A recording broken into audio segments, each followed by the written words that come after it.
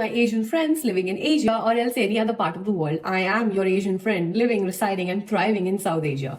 Asian societies have got its own merits. In comparison to any other society culture, we are sort of much more warmer to the people of other continent or other cultures. Whenever as Asians, we get to feed our own real authentic food from the regions within our continent Asia to the people of other continent or other culture. And I'm sure as an Asian, your heart must get filled with joy. I have to admit, as an Asian, more specifically South Asian, my heart gets filled with joy whenever I see someone who actually makes it a point to really appreciate my culture, really appreciate my traditional clothing, and really love our authentic food.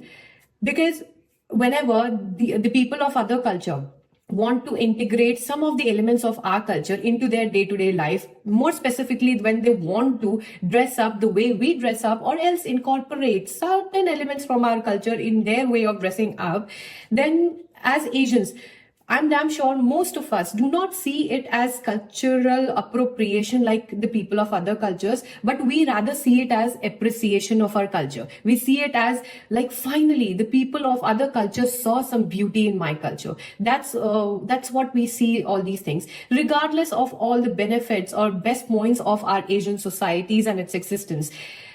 I have seen so many individuals within these Asian societies suffer a lot. Not just lately, but in past also. And as an Asian, because I've lived this experience, I think I know what can be the cause and what can we do to fix it. So if you agree or disagree with me, once I have stated my reasons, you can let me know on this channel, because it belongs to both you and me. Because our Asian societies always preferred and promoted the collective existence within the society. By and large, it is a great idea because it actually promotes and instills the humanitarian values in us of one of us not being left alone or behind in life or in society. But in the process, if you will notice within the Asian societies, there are so many individual Asians which actually struggled or suffered a lot in this collective existence within the Asian societies. Why this happened? Simply because we over applied the concept of collective existence within our Asian societies.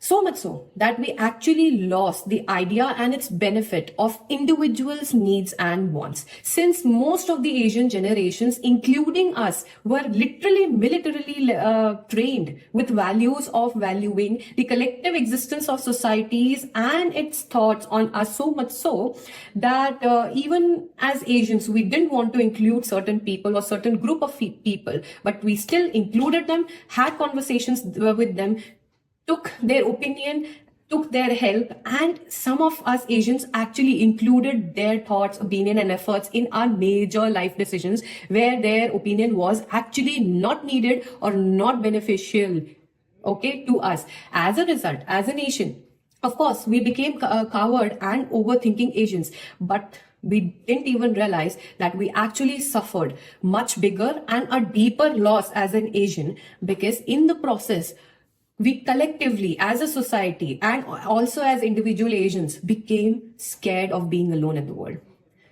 We are so scared of being alone in this world that knowingly and unknowingly, we would prefer a toxic, dramatic, idiotic company over peaceful and happy solitude. We are not scared of toxic people, dramatic people, energy vampires, draining people, psychopaths, sociopaths, racist, or maybe all in one relatives. We fear ourselves so much so that, God forbid, if we ever get a chance to sit with ourselves, sit with our thoughts, and answer our own questions. No wonder us Asians, despite being such young, talented, and dynamic people, still in this day and age struggle to hold a peaceful, free-flowing, meaningful conversation with the people of other continent and culture without us Asians being a people pleaser to them, or else us Asians being overly critical or aggressive with them about their opinion of us. That happens simply because due to our aggressive and over implementation of this collective existence, so much so that most of us do not ever want to sit alone. We would prefer to surround ourselves with XYZ people so that we never get the time to train ourselves in our minds how to live alone, how to exist alone, and how to talk to ourselves best so that we can in turn talk to others the best way possible. If we as Asians want to master the art of expressing ourselves the best way possible, then here now collectively we need to do one thing, is to learn to sit alone, with our thoughts, and without getting offended, allow other fellow Asians within our countries, within this continent of Asia, allow them to bail out on your plan so that they can live alone, they can sit with their thoughts, they can also practice some level of individualism for themselves so that they can grow themselves as a person. If you don't know how to talk to yourself, how do you think that you will be great at talking to others? The best way to practice talking to others well is to start with your own self. You need to sort your thoughts out. You need to be independent enough. You need to think for yourself. Then only you will be capable enough to think well and think strategically in the utmost discipline possible with others also. The one who knows to talk to themselves is the one who actually knows the art of talking to others. If you do not know how to sort out your own problematic feelings, your deep feelings, dark feelings, and you kept on surrounding yourselves with XYZ similar people and try to aggressively fill your day so that you never get to listen to your own thoughts, let alone sort them out, you will become a person who will, whenever talk, will subconsciously, unknowingly, will actually hurl lots of taunts, jealous words to the people and still keep on wondering, why am I hated so much? You will never know how to prioritize people because you never bloody got a chance, or you never bloody paid the attention to prioritize yourself first. You prioritizing yourself, your thoughts, needs, wants and feelings, and how your life should function, how your day should function is actually a very small subset. If you master this, then in association you will actually be able to master other people as Asians within the Asian societies and incorporate them in your day-to-day life and treat them better, talk to them better. You will be able to set boundaries and you will be able to recognize where exactly someone actually overstepped your boundaries, or maybe sometime you got little more aggressive and they were not in the wrong. For that to happen, you need to follow some level of individualism. Not every time you have to exist in the group. Not every time you have to just insert your nose in someone else's business. You don't know these things because as Asians within the Asian societies, we actually overuse the concept of collective existence so much so that even if we are not happy with certain choices, but as Asians, we are literally pressured to, or maybe feel that it is a duty to listen to other people's opinion and incorporate their opinions in our major life decisions, so much so that those decisions makes no one happy. It's just that the people who are suggesting you are also not going to be happy. They're going to pinpoint certain things. And according to their thoughts and needs and wants, you will become an individual who will be living a double life. Then you will give birth to more set of individuals who will again live a double life. In association, they will also form friendships with people who are going to live a double life. Asians are living double lives. Many of us are actually scared of sharing our opinion in the society because we know as collective existence, we will get a lot of pushback. And individualism is not appreciated, not accepted in so many Asian countries. Some are little accepting of individualism, but some are totally against it. They love collective existence so much so that they do not care about the loved one's happiness. All they care about is collective Asian existence, right? Just the way West over implemented the concept of individualism, we as Asians, we over implemented the concept of collective existence. This is too much for us. Sweet spot lies near the balance, actually, my fellow Asians.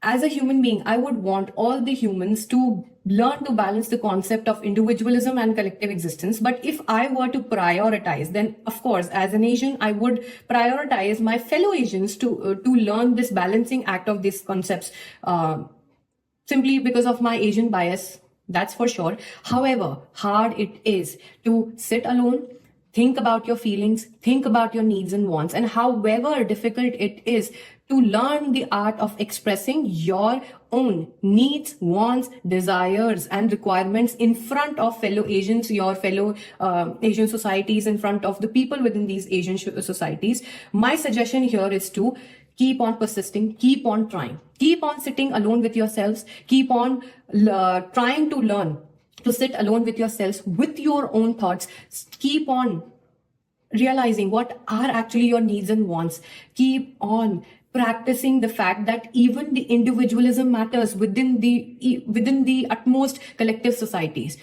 Keep on bailing out on certain parties, certain gatherings where you didn't even want to go in the first place, simply because you want to value the time with yourselves, or else the people's opinion you value the most because they build you, not break you, right? Keep on practicing all these things, however hard it is. And if you need help or company to do so, I am here as a fellow Asian to tell you, support you, and make you realize that you're not alone in this journey, because even as a fellow Asian, I am trying to strike that balance, and I do fail many a times, but at least I've recognized this problem of being too collectively existing. So I am trying to practice some level of individualism in this so deeply collective society, Asian society of mine, which is South Asian society. Because you know why? You will heavily benefit. Once you learn to strike the balance between these concepts of existence, you will heavily benefit from it, because instead of you coming across in front of your society as mindless, discriminatory, dumb, clingy, oversharer or blabberer, you will turn into a person who will be very intellectual, capable of holding productive, meaningful, and you can say precise and emotionally intelligent conversations, and you will be super fun to hang around with. Once you become this person, instead of you chasing the company all the time, or else you being around the people who love to chase the company all the time, company will start chasing you. You will have to turn certain people down because you will become so attractive to them. Control of your life will move back from the Asian society in your hands, which is actually should be the case for most of the aspects of your life. I'm never going to say for all the aspects of your life, because that is the over implementation of the concept individualism, because of which we have seen the other cultures and the people of other continents who have over-applied individualism, we are seeing that they too are suffering. I'm not here to say that go in the extreme ends of it. All I'm trying to say is, if it is a spectrum, come nearer to the balance, which is somewhere in the middle, where you learn as a Asian society, a collective society, you learn to implement some form of individualism while implementing the best parts of collective existence of the society, right? And in the society, you will stop actually existing or else showing up in the society or in the world by burden or by force, but you will rather enjoy being there, and you would want to be there whenever you want to be there. You will be a part of collective existence, and you will make other people learn how exactly to balance the collective existence with the individual needs and wants. Many people in Asian societies subconsciously think that if at all in their day, they will keep on surrounding themselves with n number of people and never ever take out a time to sit with themselves so that those thoughts can be thought about. If they keep on ignoring, or you can say surrounding themselves with enough people so that thinking time for them, their own self will never come, they will straight away go to bed. These people tend to compartmentalize their toxic, frustrating, suffocating feelings so much so that after a certain period of time, they have always been seen as a person who tend to trauma dump or overshare with unrelated people.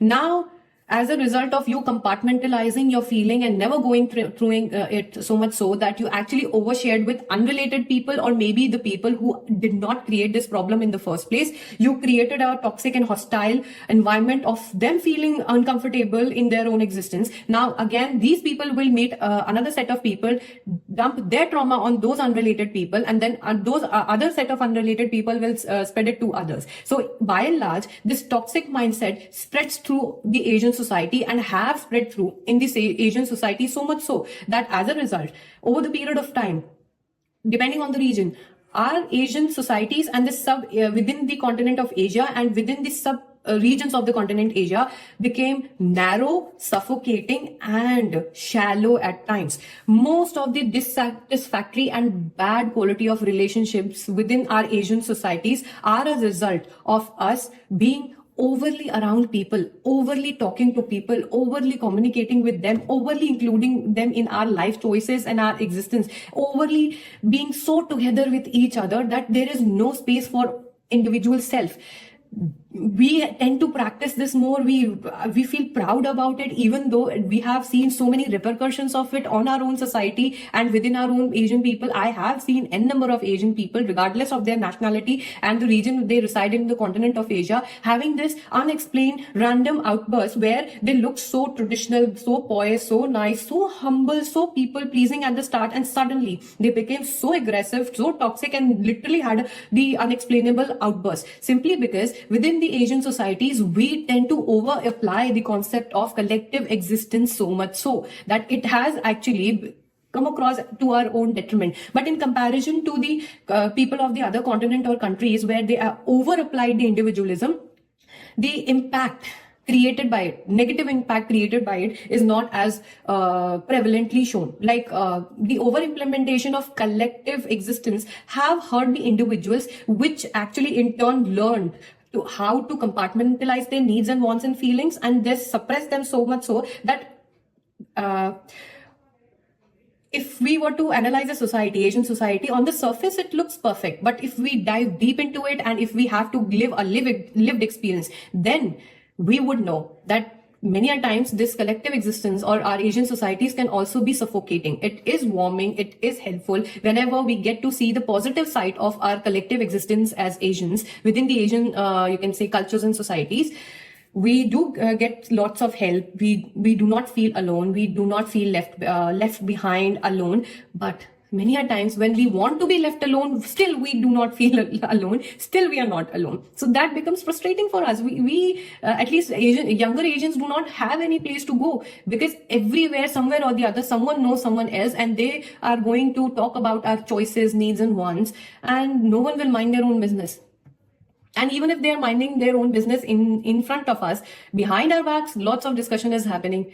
And many a times we are supposed to do certain things which we really don't want to do. And it is clear and evident from our faces, but still we have to do it because that's how the society functions. So this took me almost 30 years to analyze, realize, and pinpoint, okay, where my unexplained frustration, triggers, irritation is coming from. Is it because of my bad choices? Is it because I made some mistakes in life? Or else, is it an external factor? Of course, individually, I have made some mistakes which had some bad repercussions, and of course, all the frustration around it. But in certain life decisions, certain places, I did nothing wrong. But still, I, as an Asian, had frustration, feeling of suffocation, not being able to say which I really wanted to say. Where did it come from? These were the external factors which were imposed on me or people like me by our own overly collective Asian societies.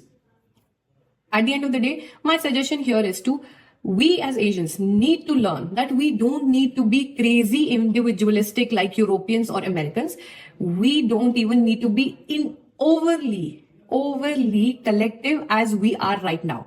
What we need to do or learn and keep on learning and keep on teaching other fellow Asians is to learn the art of balancing the benefits, the good points of individualism and the collective existence within our Asian societies. Okay? Bye.